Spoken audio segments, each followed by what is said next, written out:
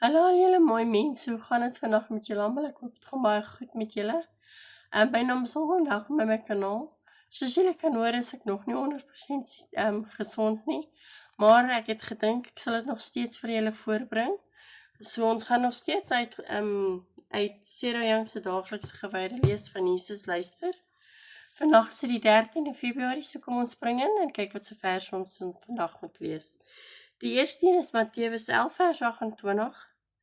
Matteus 11 vers 28, Filippense 4 vers 6, Filippense 4 vers 6, 2 Tessalonisense 3 vers 16, 2 Tessalonisense 3 vers 16, en die laaste ene vir vandag is Jesaja 26 vers 3.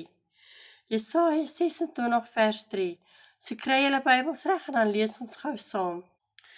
Reg, so Matteus 11 vers 28 staan daar, kom na my toe, almal wat uitgeput en oorlaai is, en ek sal julle rus gee. Die tweede een is Filippense 4 vers 6, en hier staan, moet oor niks besorg wees nie, maar maak in alles julle begeerte deur gebed en smeking en met danksegging aan God bekend. En dan gaan ons 2 Tessalonisense 3 vers 16 lees, en hier staan, en dit staan bo alle teensprake dat die geopenbare waarheid van ons godsdiens groot is. As mens het Jesus in die wêreld gekom, deur die Gees is bevestiging dat die reg aan sy kant is. Aan die engele het hy verskyn, aan die heidens nasies is hy verkondig, in die hele wêreld is hy geglo en in heerlikheid is hy opgeneem.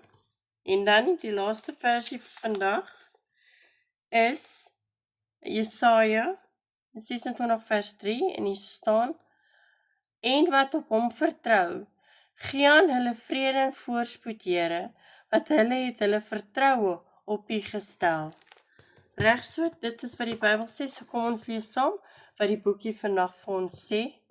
En dit hierso staan, Here van vrede, wanneer iets my angstig laat voel, moet ek na U toe kom en met U daaroor praat. Ek kon dus vandag met vrymoedigheid na U toe, en ek bring vir U my versoeke deur gebed en smeking en met danksegging. Dankie Here vir hierdie geleentheid om U meer te vertrou. Die lesse in vertroue wat U vir my stuur, is gewoonlik in probleme toegedraai, maar ek geleer dat die voordele veel meer is as die swaar kry wat dit verg. U het my geleer dat goed ontwikkelende vertroue baie seëninge meebring, waarvan die vrede glad nie minste is nie. U woord verseker my, U sal ten alle tye op elke manier vir my vrede gee, tot die mate wat ek op U vertrou en my gedagte op U gerig is. Die wêreld het die kat aan die stert weet wanneer hulle verklaar dat vrede die gevolg is van genoeg geld, besittings, versekeringspolisse en sekuriteitsgestelse. Genadiglik is die vrede so alomsomwettende geskenk dat dit onafhanklik is van omstandighede. Ek is besig om te leer dat ongeag hoeveel ek kan verloor, ek inderdaad ryk is wanneer ek U volmaakte vrede het. Help my om op U genoeg te vertrou om hierdie wonderbare geskenk te ontvang. In die betroubare naam Jesus, Amen. Baie dankie dat julle weer saam met my was om die Bybel te lees, en onthou julle almal, julle thumbs up sal baie waardeer word, en as julle dit kan subscribe en kan uitdeel, sal ek baie waardeer word ook. Weereens wil ek vir julle almal sê, onthou, almal in die lewe het 'n bietjie liefde en Jesus nodig. Sien julle almal môre. Bye.